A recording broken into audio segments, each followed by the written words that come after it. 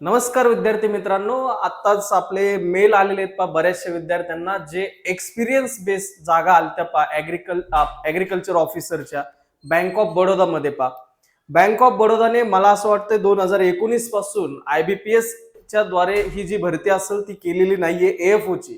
परंतु त्यांनी या वर्षी ज्या जागा आणल्या होत्या त्या AFO च्या आणल्या, परंतु त्याच्यासाठी एक्सपिरियन्स हा मॅन्डेटरी होता. तर त्याच्या बेसिसवरती ह्या जागा आलेल्या होत्या. एक सिंगल पेपर आपल्याला तिथं दिसलेला आहे आणि त्याच्यानंतर आपल्याला इंटरव्ह्यू द्यायचा आहे. आता बऱ्याच जणांना याच्यासाठी मेल आलेले आहेत. यांचा पहिल्यांदी DV आहे आणि त्याच्यानंतर तिथं इंटरव्ह्यू असणार आहे ठीक आहे. तर पहिलं जे विद्यार्थी याच्यामध्ये सिलेक्ट झालेले आहेत, ज्यांना मेल आलेला आहे, त्यांच्यासाठी कॉंग्रॅच्युलेशन की इथून पुढे कसं प्रकारची इंटरव्ह्यूची तयारी करायची या सगळ्या ज्या गोष्टी असेल या व्हिडिओमध्ये आपण पाहणार आहोत. की इंटरव्ह्यूची आपण बॅच आणतोय, त्या बॅच मध्ये तुम्हाला कशा प्रकारे सगळ्या गोष्टी भेटणार याच्याबद्दलही बोलणार आहे आणि त्याच्यानंतर डॉक्युमेंट विषयी पण बोलणार आहे. बऱ्याच जणांचे प्रॉब्लेम्स आहेत की नेमकी सर कशा प्रकारचं इथून पुढे स्ट्रक्चर असू शकतं. बँक ऑफ बडोदाचे ही जी बँक असेल ही जरी गव्हर्नमेंट बँक आहे, परंतु यांनी जे काही जागा काढलेल्या आहेत त्या जागा काढत असताना ऍग्रिकल्चर जे काही ऑफिसरच्या जागा आणल्या होत्या याच्यामध्ये त्यांनी सरळ सरळ स्पष्टपणे उल्लेख केलता तुमचा जो रोल असेल त्याचा आता बऱ्याच जणांचं म्हणणं असेल की सेल्स ऑफिसर सारखा हा जॉब आहे, परंतु बँक पण चांगली आहे आणि पगार पण चांगला आहे. तर ह्या गोष्टी आपल्याला लक्षात ठेवायच्या. तुम्ही प्रायव्हेट कंपनीमध्ये काम करताय त्याच्यापेक्षा तर हा जॉब जो असेल बेटर असेल. याचं कारण हे तुम्ही बँकेत जॉब करता आणि पगाराचा जर विचार जर केला तर हा पगार तुमचा AFO लेवलचा पगार असणार आहे. म्हणून पगाराच्या बाबतीत सुद्धा प्रॉब्लेम्स नाहीये. दुसरी महत्वाची गोष्ट एक, आपल्याला बँकेत जॉब करतोय हे जे असेल गोष्ट ही आपल्यासाठी महत्वाची असणार आहे आता याच्यामध्ये जे काही 5 किंवा 6 तारखेला तुमचं डॉक्युमेंट व्हेरिफिकेशन आहे ते त्यांनी काय केलंय, अगोदर डॉक्युमेंट व्हेरिफिकेशन ठेवलं आणि त्याच्यानंतर नंतर इंटरव्ह्यू त्यांनी ठेवलंय. आता याच्यामध्ये काय करतील ते, जे इंटरव्ह्यू असेल इंटरव्ह्यू साठी ज्यांना किंवा DV साठी ज्यांना मेल दिलेला आहे, ह्या मेलमध्ये जे काही डॉक्युमेंट्स असतील ते त्यांनी ज्याप्रमाणे त्यांच्या नोटिफिकेशन मध्ये त्याप्रमाणे ही DVच्या टायमिंगला तुमचे डॉक्युमेंट्स चेक होतील 5 किंवा 6 तारखेला. आता हे देण्याचं अगोदर कारण का, बऱ्याच जणांचा प्रश्न हा असतो सर IBPS ज्यावेळेस इंटरव्ह्यू घेते त्यावेळेस DVच्या टायमिंगलाच इंटरव्ह्यू होत, सेपरेट तर होत नाही. याचं कारण असं आहे कारण ह्या बँकेने स्वतःच्या याच्यानुसार ह्या जागा काढल्या, जरी IBPS नी कंडक्ट केला असेल तरी पण, परंतु ते ठरवणारे कशा प्रकारची प्रोसेस असेल. आता याच्यामध्ये तुमचं 5 ते 6 जानेवारीला जे DV होणार आहे याच्यामध्ये प्रॉपर 3 डॉक्युमेंट्स पहिले चेक केले जातील, हे पण लक्षात ठेवा. आणि याच्यातून बरेचसे पोरं बाद होणार आहेत. काही काहींचे एक्सपिरियन्स मध्ये सॅलरी स्लिप वगैरे या गोष्टीचे प्रॉब्लेम्स येतील, त्यांना तिथं ते कट करण्याचे चान्सेस खूप जास्त आहेत. आता होतील की नाही होतील हा त्यांचा प्रश्न राहिला, तिथं गेल्यानंतरचा प्रश्न राहिला. परंतु हे जे असतील DVच्या टायमिंगला तुमचे 3 जे डॉक्युमेंट्स प्रॉपर असतील ते म्हणजे तुमचं एक्सपिरियन्स लेटर, पहिलं ते एक्सपिरियन्स लेटर प्रॉपर आहे की नाही ही गोष्ट तुमची पहिली चेक केली जातील. त्याच्यानंतर आता इथं स्केल 1 आणि स्केल 2 या 2 पदासाठी भरती होते. तुम्ही 3 वर्षाचा एक्सपिरियन्स 2 वर्षाचा एक्सपिरियन्स लावला की 1 वर्षाचा लावला, याच्या बेसिसवर तुमची पोस्ट होते बरोबर. आता याच्यामध्ये एक्सपिरियन्स लेटर हे प्रॉपर चेक केलं जाईल पहिलं, आणि दुसरं म्हणजे ते म्हणजे तुमचं कास्ट सर्टिफिकेट एक प्रॉपर चेक केलं जाईल कास्ट सर्टिफिकेट एक प्रॉपर चेक होतं. आणि त्याच्यानंतर तुमचं जे बर्थ सर्टिफिकेट किंवा बर्थ साठी तुम्ही जे 10चं लावलं जातं ते प्रॉपर एक चेक होत असतं. या 3-4 गोष्टी तुमच्या एक प्रॉपर चेक होतील.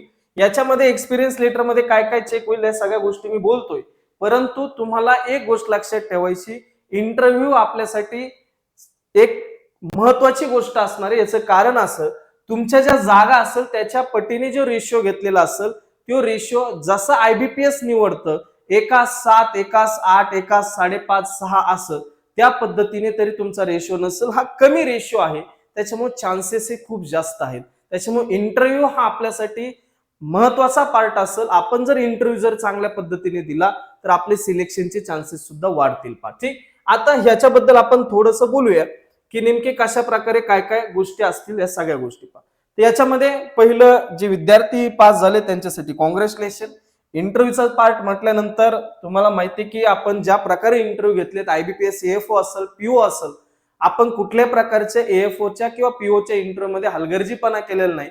प्रॉपर तुम्हाला गायडन्स तिथं देण्याचा प्रयत्न आम्ही केलता पूर्णपणे. आणि फीडबॅक जे आहे पा, आता आम्ही या गोष्टी कधी मी स्क्रीनशॉट वगैरे टाकत नाही पा. तुम्हाला जर स्क्रीनशॉट टाकायचे जर म्हणले तर असे कितीतरी स्क्रीनशॉट आहे की तुमच्या इंट्रोचे फायदे काय झाले ते दाखवण्याची गरज नाहीये. ते आपल्याकडे आहे तर काय दाखवायची गरज काय, मुलांना ते कळतं आपोआप की कोण मेहनत चांगल्या प्रकारे घेऊ शकतं, कोण प्रिपरेशन चांगल्या प्रकारे करू शकतो. या सगळ्या गोष्टी मुलांना कळतात, तेवढे मुलं मॅच्युअर असतात. त्याच्यामुळे हे सांगायची गरज नाही की फीडबॅक टाकायचा आणि त्याचा स्क्रीनशॉट मारून मी युट्यूबला याला पळवायचे. या गोष्टी मी कधी आतापर्यंत केलेल्या नाहीत पा. तर ठीक, तर याच्यामध्ये इंटरव्ह्यू जे असेल पा, इंटरव्ह्यू मध्ये सगळ्यात महत्वाचे डॉक्युमेंट्स असतील पा. जो अगोदर डॉक्युमेंट्स जे घेतले जाणार आहे याच्यामध्ये सगळ्यात महत्वाचे 3 डॉक्युमेंट्स मी सांगितलेले आहेत. ते म्हणजेच तुमचं जे एक्सपिरियन्स लेटर असेल, जे इथे पा, जे एक्सपिरियन्स लेटर असेल ते एक्सपिरियन्स लेटर सगळ्यात महत्वाचं तुमचं असणार आहे. आणि ते लेटर तुमच्याकडे असणं गरजेचं आहे. ते कशा प्रकारे काय ते सगळ्या गोष्टी मी बोलतो. त्याच्यानंतर जर समजा तुम्ही प्रायव्हेट याच्यामध्ये पीएसयू सेक्टरमध्ये किंवा गव्हर्नमेंट ऑर्गनायझेशन मध्ये काम करताय तर एनओसी तुम्हाला लागणार आहे. आणि त्याच्यानंतर सगळ्यात महत्वाचं असं सेंट्रल सर्टिफिकेट कास्ट. या 3 गोष्टी तुमच्यासाठी महत्वाच्या असेल. आणि चौथं ते म्हणजेच 10th सर्टिफिकेट, कारण त्याच्यावर बर्थ डेट असते. ठीक, आता हे सगळ्या गोष्टी व्यवस्थित पहा. डॉक्युमेंट, आता तुम्ही एक्सपिरियन्स बेसला जागेसाठी जाताय, एक्सपिरियन्स बेसला जाताय तर तुम्ही यार म्हणजेच जे काही फ्रेशर मुलं असते त्यांच्यासारखं तर करू नका. तुमच्याकडून ती अपेक्षा नाहीये. तुम्ही 2 वर्ष किंवा 1 वर्ष जर कुठंतरी काम करताय तर तुमच्यात तेवढी मॅच्युरिटी असते. डॉक्युमेंटचं महत्व तेवढं तुम्हाला माहिती असतं की डॉक्युमेंट्स किती महत्वाचे असतील. आणि डॉक्युमेंट्स जर समजा तुमच्याकडे नसतील आणि तुम्ही जर इंटरव्ह्यूच्या साठी जर प्रिपरेशन ही चुकीची गोष्ट आहे पा. आपण पहिले डॉक्युमेंटच्या बाबतीमध्ये सगळ्या गोष्टी पाहूया की काय काय पाहिजे. पहिलं तुम्हाला आता इंटरव्ह्यू कॉल लेटर तर नसेल, डीव्ही डायरेक्ट तुम्हाला मेल आलेला असेल, त्याची वाटलंच तर प्रिंट काढून ठेवा. ठीक, त्याच्यानंतर तुमचं जे काही आयडी प्रूफ असेल, आयडी प्रूफ तिथं बरोबर ठेवायचं. म्हणजे त्याच्यामध्ये आधार कार्ड असेल, पॅन कार्ड असेल, वोटर आयडी कार्ड असेल, ज्याच्यावरती फोटो वगैरे सगळ्या गोष्टी असतील. पासपोर्ट फोटो तुम्हाला बरोबर ठेवायचे, 4 ठेवले तरी चालेल. 10th मार्कशीट, त्याच्यानंतर सर्टिफिकेट, 12th मार्कशीट, सर्टिफिकेट दोन्हींचे, डिग्री सर्टिफिकेट किंवा पीडीसी तर नाही कारण तुम्ही एक्सपिरियन्स आहे, पीडीसीचा ऑप्शनच कट होतोय. ओडीसी पाहिजे, ओरिजिनल डिग्री सर्टिफिकेट तुमच्याकडे असलंच पाहिजे. ठीक, त्याच्यानंतर डिग्री मार्कशीट. आता आपल्याकडे ट्रान्सक्रिप्ट आहे, आपल्याला गरज नाही लागणार की म्हणजेच तिथं प्रत्येक सेमिस्टर वाईज तुमचे मार्कशीट असतं, त्याची गरज नाही. ट्रान्सक्रिप्ट असं चालून जातं. सगळ्यात महत्वाचं हे, कित्येक जणांना प्रॉब्लेम आलाय, कित्येक ओरडून सांगितलंय पण मुलांना ते काय महत्व पटत नाही. सर रिसिप्ट आहे, ओबीसी सर्टिफिकेट अजून आलंच नाही, मग एवढ्या दिवस काय करत होते तुम्ही. तर मग आता तुमच्याकडे वेळ आहे तर प्रॉपर तुमचं ओबीसी सर्टिफिकेट सेंट्रल गव्हर्नमेंटचं असलं पाहिजे, स्टेटचं चालत नाही, हे लक्षात ठेवा. ओबीसी वाल्यांनी, ईडब्ल्यूएस वाल्यांनी जे काय तुमचं सेंट्रल गव्हर्नमेंटचं जे काय तुमचं असेल तेच फॉर्मॅटमध्ये तुमचं असलं पाहिजे. एससी एसटी स्टेटचं पण आणि सेंट्रलचं दोन्हींचा फॉर्मॅट एकच आहे, त्यांना दोन्ही पण चालेल. पण जर त्यांनी सेंट्रल काढलं तर चांगली गोष्ट आहे. सेंट्रल गव्हर्नमेंटचं जर काढलं तर चांगली गोष्ट आहे. तर सेंट्रल कास्ट सर्टिफिकेट ज्या कास्ट मध्ये जर ओपन असेल तर काही प्रॉब्लेम नाही, जनरल कॅटेगरी. तर पण ह्या 3 तुमच्या ज्या कास्ट असतील, ईडब्ल्यूएस, ओबीसी, एससी एसटी, ह्यांच्यामध्ये तुम्ही येत असाल तर तुम्हाला कास्ट सर्टिफिकेट बरोबर ठेवावं लागणार आहे पा. ठीक, त्याच्यानंतर नॉन क्रिमिनल, ओबीसी वाल्यांनी कायम लक्षात ठेवा, नॉन क्रिमिनल लागतं म्हणजे लागतं, त्याच्यात तुम्हाला कॉम्प्रोमाइज केलं जात नाही. त्या सर्टिफिकेटमध्ये तो क्लॉज असला पाहिजे, हे लक्षात ठेवा. आणि याच फायनान्शियल इयरचं पाहिजे, म्हणजेच तुमचं 1 एप्रिल पासून पुढं ते सेंट्रल सर्टिफिकेट काढलेलं असलं पाहिजे. ते चालेल पुढच्या 31 मार्च पर्यंत, 31 मार्च 2026 पर्यंत तुमचं चालतं पा. आता काही काय म्हणतील सर मी काढलं होतं त्याच्यावरती लिहिलेलं आहे पा 2027 पर्यंत चालणार नाही, ते ऐकत नाहीत. आपल्याला ते सर्टिफिकेट याच फायनान्शियल इयर मधलं पाहिजे, म्हणजेच 1 एप्रिल 2025 पासून पुढचं सर्टिफिकेट काढलेलं असलं पाहिजे, ते चालेल 31 मार्च 2026 पर्यंत. ठीक, हे तुम्हाला एकदा गोष्ट कळली असतील की कास्ट सर्टिफिकेटच्या बाबतीमध्ये. आता त्याच्यानंतर एमएससीआयटी वगैरे तुमच्याकडे असेल तर ते बरोबर ठेवा. त्याच्यानंतर एक्सपिरियन्स लेटर, सगळ्यात महत्वाचं चेक केलं जाणार एक्सपिरियन्स लेटर. कारण तुमच्या ज्या पोस्ट असतील ते एक्सपिरियन्स बेस आहे. तर एक्सपिरियन्स बेस तुम्ही ज्यावेळेस जातात त्यावेळेस तुमचं लेटर, एक्सपिरियन्स बेस्ड जे लेटर असेल ते लेटरला खूप जास्त महत्व प्राप्त असते. ठीक, त्याच्यामध्ये पूर्ण डेट, एक्सपिरियन्स लेटरवरच्या ज्या डेट असतील, म्हणजे मी जॉईनिंग डेट 01/01/2022 ला जॉईन झालो, हे स्पष्टपणे उल्लेख असला पाहिजे. मी 02/06/2025 ला रिझाईन दिलाय, हा स्पष्ट उल्लेख असला पाहिजे. किंवा तुम्ही जॉईनिंग केलं इथं पण तुमचा अजून जॉब सुरू आहे, तर तुमचा टिल डेट पर्यंत जॉब सुरू आहे असं काहीतरी उल्लेख पाहिजे. पण त्याच्याबरोबर तुमचा एनओसी असलं पाहिजे, नॉन ऑब्जेक्शन सर्टिफिकेट, हे तुम्हाला लागलच, हे लक्षात ठेवा. पीएसयू गव्हर्नमेंट ऑर्गनायझेशन असेल तर हे कंपल्सरी आहे. प्रायव्हेट ऑर्गनायझेशन जरी असेल तुमची, पण शक्यतो तुमच्याकडे एनओसी ठेवा, कारण एक्सपिरियन्स बेस्ड जागा आहेत, त्याच्यामुळे ते ऐकणार नाहीत. दुसरे स्तर, मी स्टेट गव्हर्नमेंट मध्ये कृषी सेवक म्हणून काम करतोय, लागल. स्टेट गव्हर्नमेंट असो, सेंट्रल गव्हर्नमेंट असो, इथं तुम्हाला एनओसी लागल. जर तुमचा जॉब चालू आहे तर तुम्हाला ते लागणार आहे. ठीक, तर ह्या गोष्टी तुम्हाला कळल्या असतील. एक्सपिरियन्स बेस कशा प्रकारचे सर्टिफिकेट वरती सगळ्या गोष्टी स्पष्ट मेन्शन असल्या पाहिजे. दुसरं अजून चेक काय होणार, एक्सपिरियन्स लेटर झालं पहिलं. दुसरं चेक होणार तुमच्या सॅलरी स्लिप. सॅलरी स्लिप ज्या असतील त्या तुमच्याकडे असल्या पाहिजेत. काही ना काही पुरावा तुमच्याकडे असला पाहिजे, तुम्ही तिथे एम्प्लॉय होतात. त्याच्यानंतर एक्सपिरियन्स लेटर बरोबर जर तुमच्याकडे ऑफर लेटर वगैरे जर असेल, किंवा तुम्ही जॉब सोडले असेल तर रिलिव्हिंग लेटर वगैरे असेल, तर ते तीनही सर्टिफिकेट बरोबर ठेवा. एक्सपिरियन्स, ऑफर लेटर आणि रिलिव्हिंग. त्याच्यानंतर तुमचं सॅलरी स्लिप जे असतील त्या बरोबर ठेवा. तुमच्याकडे अकाउंटमध्ये जर असतील तर त्याचं बँक स्टेटमेंट काढून घ्या, कारण त्यांना डायरेक्टली तुम्हाला म्हणता येईल सर हे माझ्या बँकच्या अकाउंटवरती येत होते. बरोबर आहे. काही काहींच्या आता त्या बँक अकाउंटवर येत नाही, कॅश स्वरूपात येतात. त्यांचं ते काय म्हणतील ह्याच्यावर डिपेंड राहील, तुम्हाला ते ऍक्सेप्ट करतील का रिजेक्ट करतील, कारण ते ज्या गोष्टी मागतील त्या तुम्हाला द्यावं लागणार आहेत. ठीक, ते जर म्हणले मला सॅलरी स्लिप पाहिजे, याच्यामध्ये पीएफ नंबर वगैरे सगळ्या गोष्टी पाहिजेत, तर तुम्हाला ते द्यावं लागेल. ते जर म्हणले इथं नाही होणार या गोष्टी, तर रिजेक्ट केलं जाईल. ठीक, म्हणून तर त्यांनी डीव्ही अगोदर ठेवलेला आहे. डीव्ही अगोदर घेतील, याच्यातले पोरं काही रिजेक्ट होतील. रिजेक्ट झाल्यानंतर जे पोरं शिल्लक राहतील तेच फक्त इंटरव्ह्यू राहतील. असं सरळ सरळ क्रायटेरिया. ठीक, तर हे झालं डॉक्युमेंटच्या बाबतीमध्ये. बऱ्यापैकी तुम्हाला एक आयडिया येऊन गेली असेल की नेमकी कशा प्रकारे, कारण बऱ्याच मुलांना मेल आलेले आहेत, ज्यांनी ज्यांनी पेपर दिलाय त्यांना. ठीक, आता हे डॉक्युमेंटच्या बाबतीत झालं. त्याच्यानंतर जी बॅच असेल ही नेमकी कशा प्रकारची बॅच असेल कारण ह्या बॅचेस ज्या आपण इंटरव्ह्यूच्या रन करतोय, त्या रन करत असताना आपण एकदम प्रॉपर पद्धतीने मुलांना तिथं गायडन्स करत असतो. तर त्या गोष्टी ज्या असतील ते एकदम प्रॉपर होतील, ज्या पद्धतीने मागचे इंटरव्ह्यू बॅचेस चालल्या त्या पद्धतीने. ठीक, याच्यामध्ये तुमचे 2 मॉक होतील कंपल्सरी. 2 मॉक कंपल्सरी होतील. त्याच्यामध्ये तुम्हाला व्हिडिओ रेकॉर्डिंग दिली जाईल. तुमचं रेकॉर्डिंग तुम्हाला घरी पाहिल्यानंतर तुमच्या काय चुका झाल्या त्या गोष्टी सगळ्या समजतील. त्याच्यामुळे व्हिडिओ रेकॉर्डिंग तुमची तिथं होईल. त्याच्यामध्ये मी स्वतः असेल आणि त्याच्यानंतर ऍग्रीसाठी तर मी तर असेलच, पण याच्याबरोबर ऑदर पण तुमचे क्वेश्चन्स असेल त्याच्यासाठी मी असेल. त्याचबरोबर आपल्याबरोबर जे काही आपले सुहास सर असतील ते सुहास सर असतील. तर सुहास सर जे असतील ह्यांना 9 वर्षाचा एक्सपिरियन्स आहे बँक मधले. आणि मला ऍग्री मधला आता तुम्हाला जर पाहायचं असेल ते तर तेही आपल्याकडे आहे की ऍग्रीकल्चरच्या बाबतीमध्ये प्रायव्हेट मध्ये काम केलेलं आहे अजित सीड मध्ये. त्याच्यामुळं मला प्रायव्हेट सांगायची काही गरज नाही, कशा प्रकारे काम असते, काय प्रकारचं काम असते. त्याच्यानंतर बँकेचा एक्सपिरियन्स आहे, बँकेचा एक्सपिरियन्स पण आहे. त्याच्यामुळे दोन्ही एक्सपिरियन्स असल्यामुळे इथं प्रायव्हेट मध्ये कसं काम केलं जातं, गव्हर्नमेंट बँकामध्ये कसं काम केलं जातं, याच्यामध्ये ऍग्रीकल्चर मध्ये तेवढा एक्सपर्ट मी आहे. ठीक, ऍग्रीकल्चरचं शेतीचंही नॉलेज आहे, शेती घरी गेल्यावर केली जाते, त्याच्यामुळे शेतीचं पण नॉलेज आहे. त्याच्यामुळे प्रश्नाची चिंता करू नका ऍग्रीकल्चरच्या बाबतीत. ते तुम्हाला त्या पद्धतीने त्या क्वालिटीचे प्रश्न तुम्हाला तिथे दिसतील. ठीक, त्याच्यानंतर 6 ते 7 व्हिडिओज तुमचे असतील.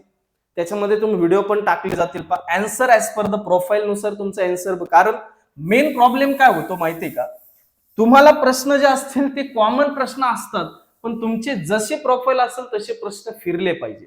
तर ते जे असेल ते जबाबदारी आमच्यावर असेल. As per the your profile नुसार सगळ्या गोष्टी तुम्हाला आन्सर बनवून दिल्या जातील. आणि मेन जे असेल या इंटरव्ह्यू मध्ये जे एएफओ मध्ये नव्हतं ते इथं असेल, किंवा पीओ मध्ये नव्हतं ते इथं असेल, ते म्हणजे प्रॉपर एक्सपिरियन्स बेस्ड क्वेश्चन्स. कारण तुमचा जो काय एक्सपिरियन्स असेल याच्यावरती 60 ते 70% इंटरव्ह्यू चालण्याचे चान्सेस असतात. म्हणजेच तुम्हाला जर एक्सपिरियन्स बेसवर जर घेत असेल आणि नोटिफिकेशन त्याच्या बेसिसवर ते असेल तर तुमचे इंटरव्ह्यू इथंच असणार आहे. तुमचे इंटरव्ह्यू तर दुसरीकडे जाणार नाही. जास्त चान्सेस इथं असेल. मग ते क्वेश्चन्स विचारण्यासाठी तुमच्याकडे पॅनलमध्ये जो बसलेला आहे त्याच्याकडे तेवढं नॉलेज पाहिजे. कारण जर का समजा तुम्हाला एक्सपिरियन्स बेस जर क्वेश्चन्स विचारायचे म्हटले, तुम्ही जर एखाद्या सीड कंपनीत काम केलेलं असेल तर सीड बद्दलचं नॉलेज त्या पुढच्या माणसाला असलं पाहिजे.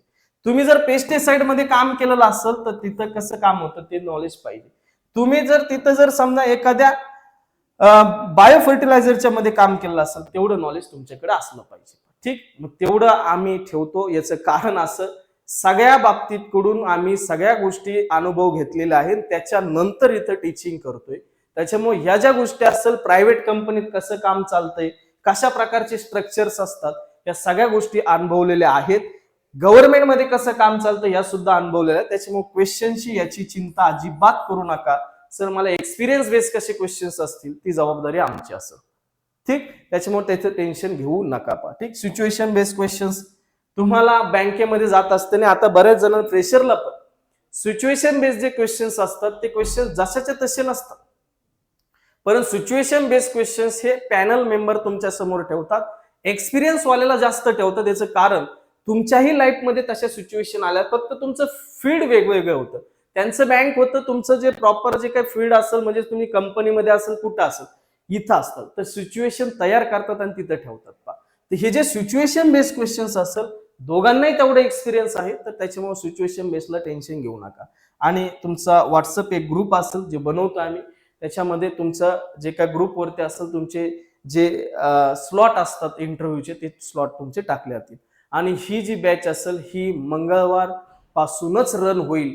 आपल्याला जास्त वेळ नाही. त्याच्यानंतर जर समजा डीव्हीच्या नंतर वेळ दिला नाही तर मग अवघड होऊ शकतं. म्हणून आपण बॅच जी असेल ती मंगळवार पासूनच तुमची बॅच रन करतोय. आणि ह्या बॅच साठी मग सर कशा प्रकारे जावं लागेल तर या बॅच साठी तुम्हाला संकल्प 247 ही जे काय ऍप असेल पहा, ह्या संकल्प 247 ऍप वरती जायचं. संकल्प 247 हे जे ऍप आहे याच्यावरती जायचं. ह्याच्यावरती तुम्हाला इंटरव्ह्यू सेक्शन एक दिसल, इंटरव्ह्यू बॅचेस एक सेक्शन दिसल. त्याच्यामध्ये पहिलीच बॅच दिसल bank of Baroda agriculture officer म्हणून एक बॅच दिसल. याच्यावरती गेल्यानंतर एवढी फी भरल्यानंतर तुम्हाला ती बॅच परचेस करू शकतात. त्याचबरोबर बॅच परचेस केल्यानंतर तिथं एक टेलिग्राम सेक्शन पण असेल, त्याच्यावरती जायचं. तिथं एक व्हॉट्सअप ग्रुपची लिंक असेल, त्या लिंक वरती जॉईन व्हायचं. आणि त्याच्यानंतर प्रत्येक दिवशी तुमचा त्याच्यामध्ये स्लॉट टाकले जातील. त्याप्रमाणे तुमचा तिथं खाली नंबर असेल, तिथं नंबरवरती कॉल करा आणि त्याच्यानंतर तुमचा स्लॉट बुक करून तुम्ही इंटरव्ह्यूला या. अशी ही सरळ प्रोसेस आहे, सिंपल साधी. याच्यासाठी प्रॉपर तुमचा इंटरव्ह्यूचा ड्रेस वगैरे असलं तेव्हाच या इंटरव्ह्यूला, विनाकारण असंच टाइमपास येऊ नका. ठीक, फी आहे 999 प्लस जीएसटी. फी ठेवण्याचं कारण सुद्धा हेच आहे की प्रॉपर प्रकारे आम्हाला तुम्हाला वेळ देता येतो. उगाच इंटरव्ह्यू कसाही घ्यायचा हे आम्हाला जमत नाही. आता तुम्ही फीडबॅक पहा, इंटरव्ह्यू हा मिनिमम 40 मिनिटाच्या खाली कोणाचं झालेलं नाही पहा. एवढे मुलं होते तरी पण त्याच्यात कंटाळा नाही. रात्री 10 वाजू द्या, सकाळी 6:30 वाजल्यापासून इंटरव्ह्यू स्टार्ट झालेली होती. याच्यात कॉम्प्रोमाइज कुठे घ्यायचे म्हणून घेतलेले नाही पहा. फोटो घ्यायचे म्हणून लावायचे म्हणून मी इंटरव्ह्यू कधी घेत नाही. मी विद्यार्थ्यांना सांगू मला फोटो नाही पाहिजे पण तुमचं सिलेक्शन झालं पाहिजे. ह्या ज्या गोष्टी असतील ह्या प्रॉपर पद्धतीने तुम्हाला तिथं दिसतील. आणि याच्यामध्ये जर मी फी घेतोय तर मग तुम्हाला तेवढं कंटेंट पण चांगला भेटेल, एवढी गॅरंटी माझी. ठीक, तर बँक ऑफ बडोदाची ही जी बॅच असेल ही उद्या म्हणजेच मंगळवारपासून आपली ही बॅचला सुरुवात होते. ह्याच्यासाठी तुम्हाला ह्या प्रोसेसने जावं लागेल. संकल्प 247 ह्या व्हिडिओच्या लिंकच्या खाली, आपल्या व्हिडिओच्या खाली लिंक टाकतो पहा बॅचची, त्या लिंक वरती जाऊन सुद्धा तुम्ही परचेस करू शकतात. पहा काही जर अडचण आली बॅच खरेदी करताना तर 70 71 72 66 65 या नंबरवरती फोन लावा. हे तुम्हाला जी बॅच खरेदी करताना जर प्रॉब्लेम आला तर बिंदास पण या नंबरवर फोन लावा, मी प्रॉब्लेम सॉल्व्ह करेल. ठीक, हीच माहिती तुमच्यापर्यंत पोहोचायची होती मला की नेमकी कशा प्रकारची ही बॅच असू शकते, काय काय काळजी आपल्याला घ्यायच्या. तुमचे सगळे क्वेश्चनचे उत्तर ज्यावेळेस मी सेशन घेईल या बॅच मध्ये त्यावेळेस देईल. कारण मी सेशन असेच घेत नाही टाइमपास, सेशन पण एकदम प्रॉपर असतात. ते तुमच्या बॅच मध्येच होतील कारण असे बाहेर आपण सेशन घेत नाही पहा. ठीक आहे, तर ही होती तुमची सगळी इंटरव्ह्यूच्या बॅच बद्दलची माहिती. ह्याच्याबद्दलची जी लिंक असेल ती खाली आपल्या डिस्क्रिप्शन मध्ये मी टाकून देईल, त्याच्यावरती जाऊन तुम्हाला अजून माहिती भेटेल पहा. ठीक, हीच माहिती तुमच्यापर्यंत पोहोचायची होती. पुन्हा भेटूया अशाच नवीन एखाद्या व्हिडिओमध्ये. तोपर्यंत धन्यवाद. थँक्यू.